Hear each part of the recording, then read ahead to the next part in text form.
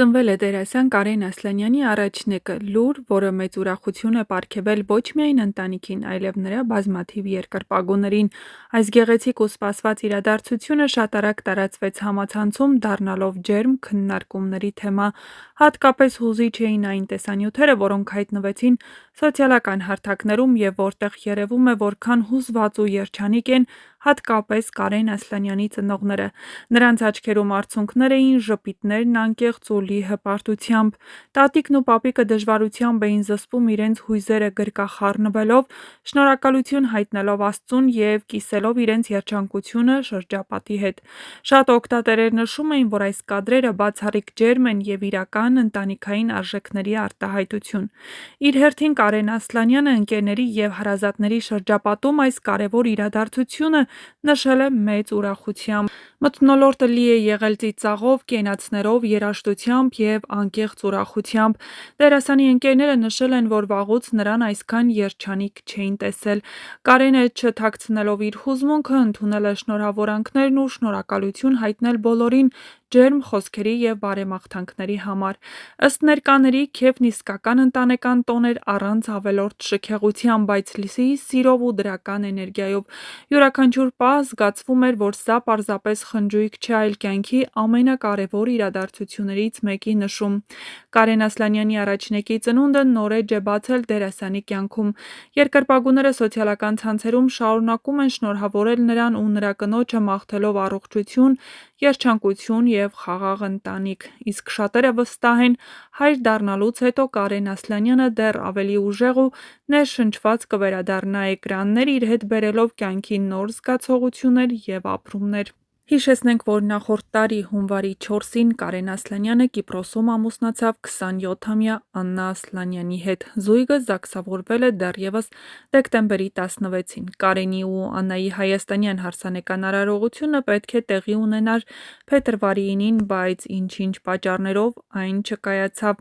Աննան երկար տարիներ ընտանիքի հետ բնակվում էր Նիդերլանդներում, այնտեղ ունի գեղեցկության սրահ։ Ամուսնությունից հետո նա տեղափոխվել է Հայաստան եւ կշարունակի աշխատել այստեղ։ Կարենն ու Աննան հյուրընկալվելով Ամալիա Հովհաննիսյանի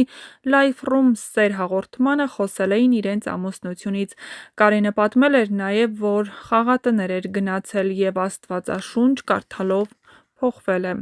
Դերասանը խոսել էր նաև անձնականը փակ պահելու մասին, նշելով, որ մեկ անգամ հայտարարել եմ, որ ունեմ ընկերուհի, այդ ժամանակ 20 տարեկան էի։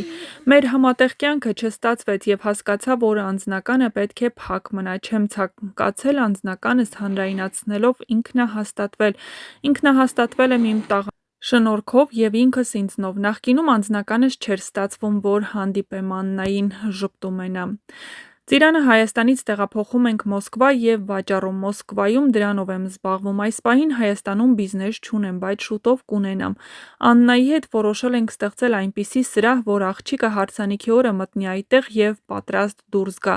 Այսինքն բոլոր ծառայությունները լինեն մեկ տեղում։ Միշտ լավ հագնվել եմ, լավ մեքենա եմ վարել, այդ հարցում ինձ օգնել են հայրս, ընկերներս ու հարազատներս։ Թեպետ ես էլ եմ 17 տարեկանից աշխատել։ Հիմա ես ինքս ինձնով եմ ամեն ինչ անում, որպեսզի ես էլ օգնեմ այն մարդկանց, ովքեր ժամանակին ինձ են օգնել։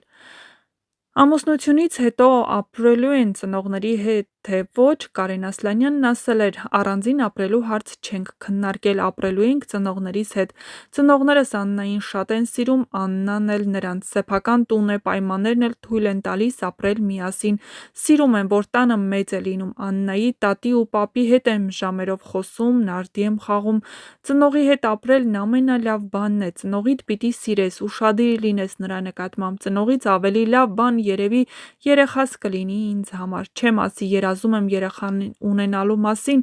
որովհետև գիտեմ, որ ունենալու եմ։ Իհարկե ուզում եմ երեխա ունենալ, ինձ համար տարբերություն չկա, աղջիկ կլինի, թե տղա։ Աննան տղա է ուզում, ես աղջիկ, որովհետև աղջիկները պապաներին են սիրում։ Ես էլ էգոիստ եմ, ասել էր նա։ Խոսելով իրենց ծանոթության մասին, նա նշել է, որ ծանոթացել են նախորդ ամռանից, հուլիսից, շատ պատահական ենք ծանոթացել,